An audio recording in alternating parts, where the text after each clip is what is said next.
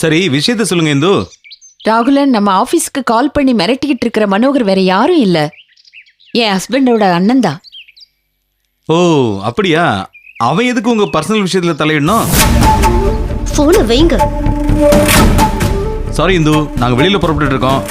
நாளைக்கு ஆபீஸ்ல உங்க கூட பேசட்டுமா? சோ சாரி மிஸ்டர் ராகுலன், உங்களை டிஸ்டர்ப் பண்ணதுக்கு. நான் நாளைக்கே உங்க கூட பேசுறேன். பாய். பாய்.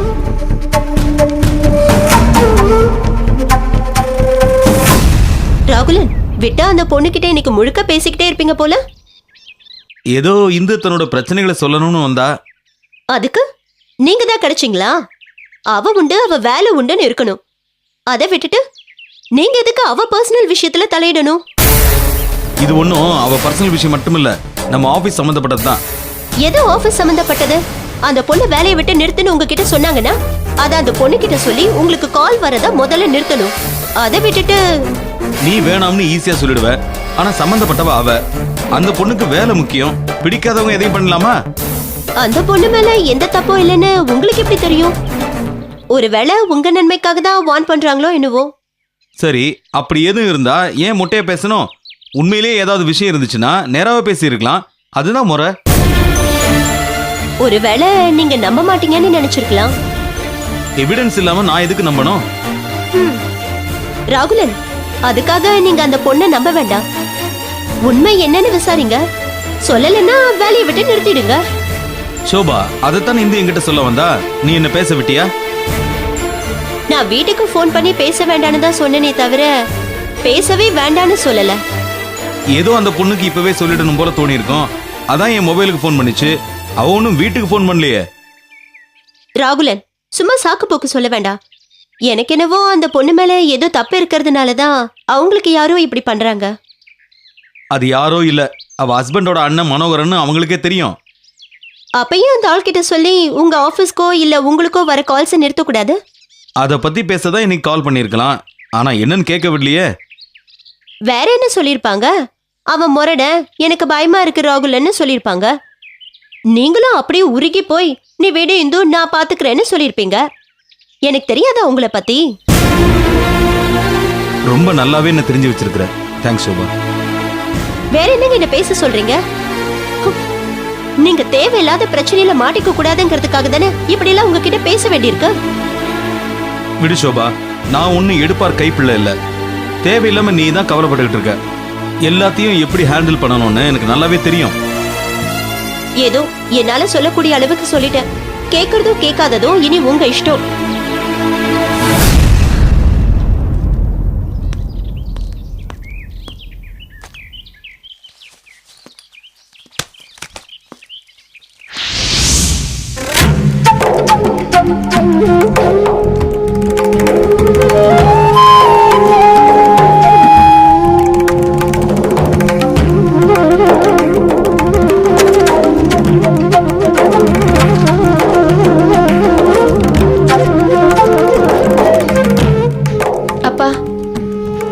நினைச்சா எனக்கு ரொம்ப கஷ்டமா இருக்குப்பா. எனக்கும் தாம்மா. பாவம், அவ தாயில்லா பொண்ணு. அவ வாழ்க்கை வேற இப்படி பாழாயிடுச்சே. அப்பா, அம்மா இல்லாத இந்த நேரத்துல தான் நாம ஏதாவது பண்ணணும். என்னதான் பண்றது? பாபு மட்டும் மனசு மாதிரி மணிமேகலைய கல்யாணம் பண்ணிக்க ஒத்துக்கிட்டான்னா பிரச்சனையே இல்லையே. அவ மனசு மாறுவான்னு நம்ம பாத்துக்கிட்டு இருக்க முடியாது. நாம தான் ஏதாவது ஆக்ஷன் எடுத்து அவனை ஒத்துக்க வைக்கணும். அப்போ என்னதாமா பண்ணலாங்கிற? என்கிட்ட வேற திட்டம் இருக்கு, அத நான் அப்புறமா சொல்றேன். இப்போ முதல் கட்டமா ஒண்ணு பண்ணணும். என்ன? எப்படியும் அக்கா வைரஸ் வீட்ல இருந்து வந்ததும் என்ன காண்டாக்ட் பண்ணிருப்பாங்கன்னு அவனுக்கு தெரியும். அது மட்டும் இல்ல, அத அவன் எதிர்பார்த்தான்னு வேற சொல்லலாம். ஏன்னா அக்கா வாழ்க்கை இப்படி ஆயிடுச்சுன்னு நான் துடிக்கணும். அத பார்த்து அவன் சந்தோஷப்படணுங்கிறது தான் அவனோட பிளானா இருந்துச்சு. ஆமா. அதனால நீங்க போன் பண்ணி அவனை இங்க வர சொல்லுங்க. வந்தானா அக்கா இப்படி நம்ம கிட்ட எல்லா விஷயத்தையும் சொல்லிட்டான்னு சொல்லுங்க. நான் சொல்லி அவன் ஒத்துக்குவாங்கறியா? எனக்கு என்னவோ அந்த நம்பிக்கை இல்லம்மா. அப்பா, முதல்ல எந்த காரியத்தையாவது பண்றதுக்கு முன்னாடி கான்பிடென்ட்டா இருங்க. அப்படி இருந்தாலே பாதி ஜெயிச்ச மாதிரி தான். முதல்ல நீங்க பாபு கிட்ட விஷயத்த சொல்லுங்க. அவ ரியாக்ஷன் என்னன்னு பாப்போம். அவன் அக்காவை கல்யாணம் பண்ணிக்க ஒத்துக்கலன்னு வைங்க, அப்புறம் அவனை நான் வேற மாதிரி ஹேண்டில் பண்ணிக்கிறேன். நாமளும் இப்படியே இருக்க முடியாது, ஏதாவது பண்ணியே தேரணும். சரி, நான் பாபுவுக்கு ஃபோன் பண்றேன்.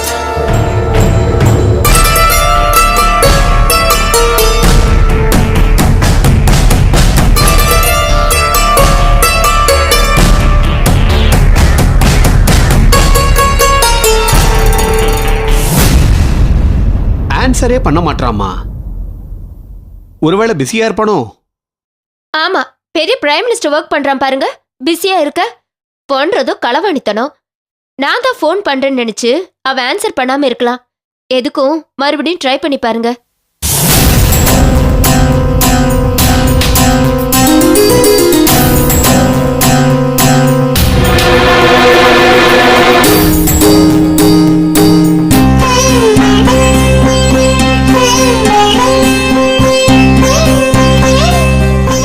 பாபு, நான் ரகு பேசுறேன்.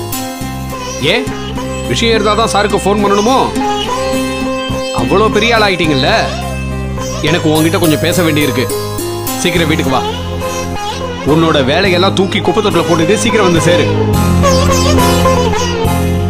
எங்க அக்கா வயிற்றுல தான் நீ பிறந்தியான்னு எனக்கே சந்தேகமா இருக்கு. ட்ரை எல்லாம் பண்ணாத, சீக்கிரம் வா. as soon as possible.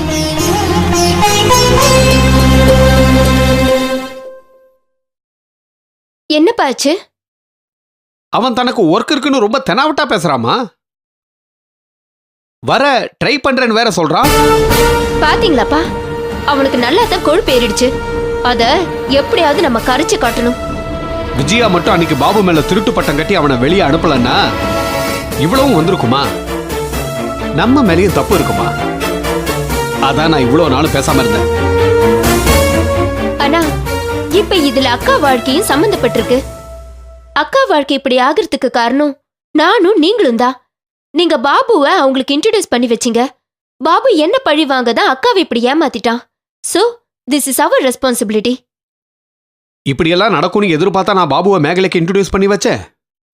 ஏன் சித்ரா, மேகலை அப்புறம் ஏதாவது ஃபோன் பண்ணலா? இல்லப்பா, ஆனா அவங்க எப்படியும் பண்ணுவாங்கங்கிற நம்பிக்கை எனக்கு இருக்குப்பா. நீங்க மனசு தளர விடாதீங்க. நான் சாந்திக்கு பண்ண பாவத்தை மணிமேகலை மூலமா தீர்த்துக்கலாம்னு நினைச்சுக்கிட்டு இருந்தேன். ஆனா இப்ப என்னாலதான் அவ வாழ்க்கை இப்படி ஆயிடுச்சு. அப்பா, ஃபியூச்சர்ல என்ன நடக்கும் தெரிஞ்சிருந்தா நாம எல்லா விஷயத்திலயும் ரொம்ப ஜாக்கிரதையா இருந்திருப்போம்ல. நாம வருத்தப்பட்டு ஒண்ணும் ஆக போறதில்ல. ஆக வேண்டியதை பாப்போம். பாபு எப்படியும் வருவாங்கிற நம்பிக்கை எனக்கு இருக்கு. பாப்போம்.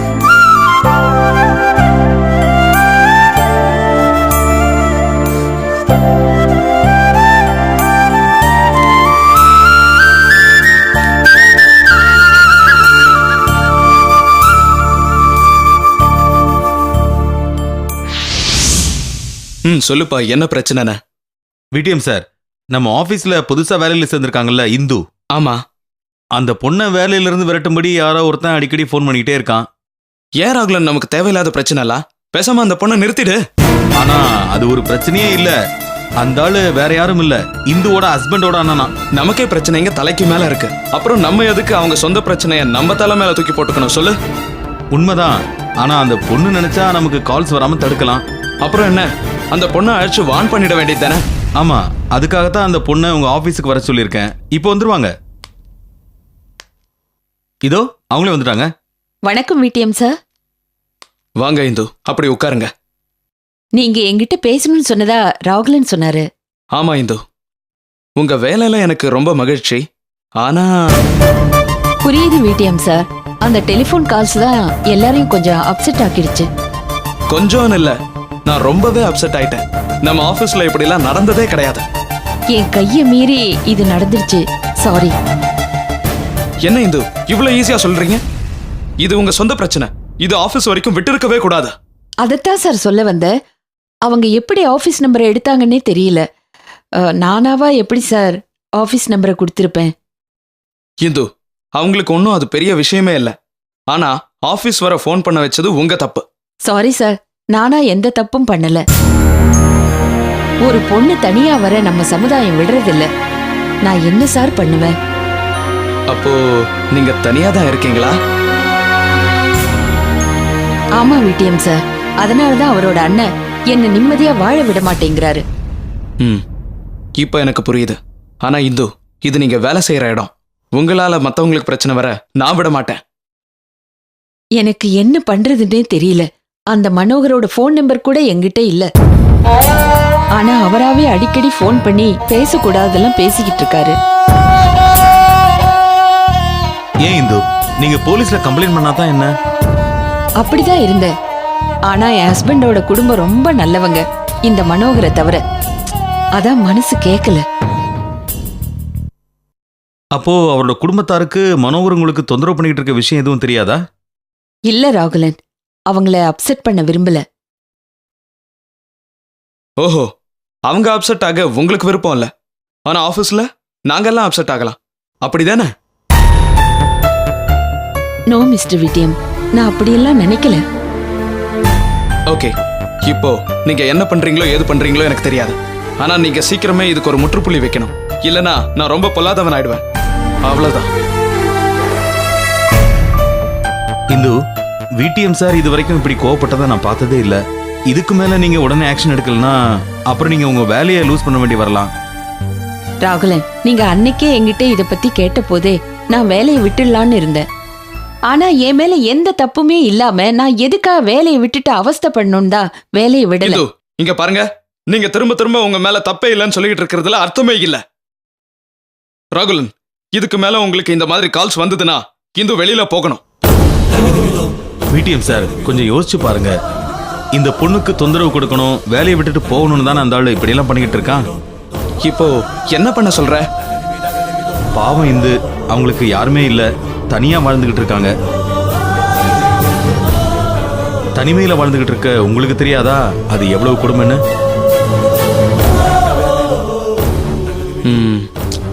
இந்துவை பார்த்தாலும் கொஞ்சம் கஷ்டமா தான் இருக்கு. பாத்தீங்களா இந்து, விடிஎம் சார் மனசு எவ்வளவு இளகிய மனசுன்னு. வெளியே பார்க்க கொஞ்சம் கடுமையா இருப்பார், அவ்வளவுதான். ஓகே இந்து, நீங்க அப்செட் ஆகாம உங்க வேலையை பாருங்க. ராகுலன், இனிமேலும் இத பத்தி கால்ஸ் வந்ததுன்னா அவங்கள என்கிட்ட பேச சொல்லுங்க, புரியுதா? ஓகே சார், அப்படியே பண்றேன். அப்புறம் இந்து, உங்களை யாராவது தொந்தரவு பண்ணாங்கன்னா நீங்க ராகுலன் கிட்ட தான் சொல்லணும்னு இல்ல, நேரா என் ஆபீஸ்க்கே வந்துருங்க. தேங்க்ஸ் விட்டியம் சார், அப்படியே பண்ணிடுறேன். அப்ப நான் வரேன். ஓகே.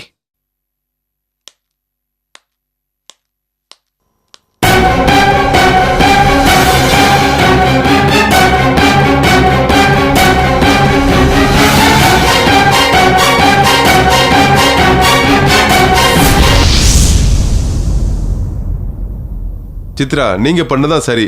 அக்காவுக்கு இது ஒரு ரெஸ்டா இருக்கட்டும். ஆமா அங்கிள், அம்மாக்கு ஆஸ்திரேலியா போறேன்னதும் பாதி வருத்தம் போயிடுச்சு. சித்ரா, உங்க அத்தை சாப்பாடு கொண்டு வருவாங்க, நீ சமைக்க வேண்டாம். சரி அங்கிள். அப்புறம் அப்பா உங்க மேல மறுபடியும் அப்செட் ஆயிருக்காரு. உங்க அப்பா எப்பதான் என் மேல கோச்சிக்காம இருந்திருக்காரு? அங்கிள், நீங்க அவரோட ஆபீஸ்ல ஒர்க் பண்ற பொண்ணு இந்துவ வேலையை விட்டு போன் மிரட்டிக்கிட்டு இருக்கீங்களா? யாருமா அந்த இந்து? புதுசா சொல்ற? எனக்கு தெரியும் அங்கிள், உங்களுக்கும் இதுக்கும் சம்மந்தம் இல்லைன்னு. ஆனா அப்பாக்கு அறிவு ரொம்ப மழுங்கிடுச்சு. ஆபீஸ்ல ஒர்க் பண்ற பொண்ணு இந்து சாந்தி மாதிரியே இருக்கான்னு வழிஞ்சு வழிஞ்சு பேசிக்கிட்டு இருக்காரு. உங்க அப்பாவுக்கு புத்தி மழுங்கல, வேற ஒரு பிரச்சனை நினைக்கிறேன். என்ன அங்கிள் பிரச்சனை அது? வேணாமா, அதை உங்ககிட்ட சொல்ல முடியாது. அது சரி, செத்தவ எப்படி எழுந்து வந்தாளா? ஆமா அங்கிள், கேட்கவே ரொம்ப சிரிப்பா இருக்கு. ஆமா சித்ரா, இது வரைக்கும் நீ உங்க அப்பாவை கிண்டல் பண்ணி சிரிச்சதே இல்ல. இப்ப மோகன் உனக்கு அதையும் காட்டி கொடுத்துட்டான். மாமா, உங்க போக்கு சித்ராக்கு மட்டும் சிரிப்பா இருக்காது, கேள்விப்பட்டா உலகமே சிரிக்கும். நீ பண்ணதெல்லாம் போதும் மோகன். உண்மையை சொல்லு, நீ மிஸ்டர் ராகுலனுக்கோ இல்ல நம்ம ஆபீஸ்க்கோ ஃபோன் பண்ணி மிரட்டலன்னு? நான் எதுக்கு மிரட்டணும்? அவ யாருன்னு எனக்கு தெரியாதே. இப்ப சித்ரா சொல்லிதான் கேள்விப்பட்டேன். போதும் உன்னுடைய நடிப்பு. நான் எங்க போறேன் என்ன பண்றேன்னு 24 மணி நேரமும் மோப்ப முடிச்சுக்கிட்டு இருக்கிறதா உன்னோட தொழிலாச்சே. மாமா, கொஞ்சம் அளந்து பேசுங்க. இல்லனா உனக்கு எப்படி தெரிஞ்சிருக்கும் சாந்தி எங்க ஆபீஸ்ல தான் ஒர்க் பண்ணிக்கிட்டு இருக்கான்னு? மாமா, உங்களுக்கு காம தலைக்கு ஏறிடுச்சுன்னு நினைக்கிறேன். அங்கிள் ப்ளீஸ் பேசாம இருங்க. நீ சும்மா இருமா. இந்த ஆளை நாம இப்படியே விட்டுட்டோம்னா உங்க அம்மா வாழ்க்கையை நாசம் பண்ணிடுவாரு. நீ யாரா அதை பத்தி கவலைப்பட? அப்பா, அங்கிள் கொஞ்சம் பேசாம இருக்கீங்களா ப்ளீஸ்?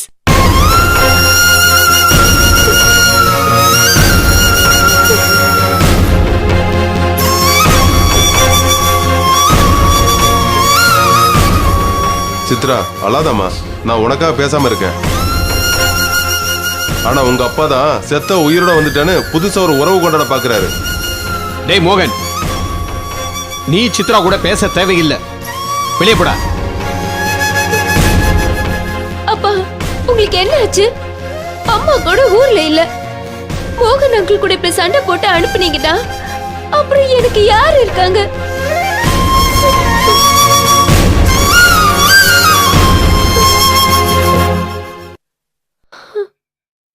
டேய், என்னடா அவளையே பார்த்துக்கிட்டு இருக்க? போடா வெளியே.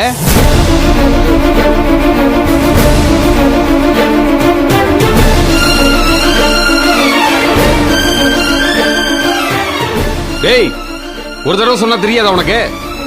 போடாண்ணா. என்னடா லுக்கு?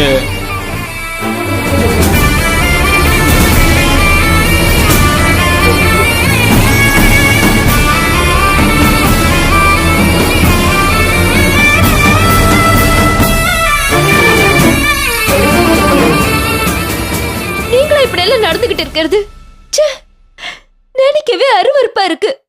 எங்கப்பா எவ்வளவு உயர்ந்த மனிதர்னு இவ்வளவு காலமும் பெருமைப்பட்டுக்கிட்டு இருந்த, இவ்வளவு சின்னத்தனமா நடந்துகிட்டீங்களே. சித்ரா, சின்னத்தனமா நடந்துகிட்டது இந்த மோகன் தான். பாவம் சாந்தி, இவனால இன்னும் என்னென்ன வேதனைப்பட போறாளோ தெரியல. அப்பா போதும், இனி சாந்தி சாந்தின்னு ஒரு வார்த்தை சொன்னீங்க நான் உயிரோடவே இருக்க மாட்டேன். சாந்தியா சாந்தி, தலையில ஒண்ணு இல்லாதவங்க தான் இப்படி பெதட்டிக்கிட்டு இருப்பாங்க. படிச்சவங்க மாதிரியா பேசுறீங்க? கேவலமா இல்ல?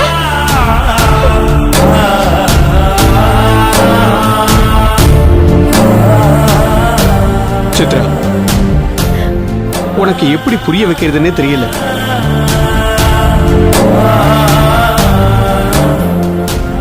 இனியும் என்ன புரிய வைக்கணும்னு புலம்புறீங்க?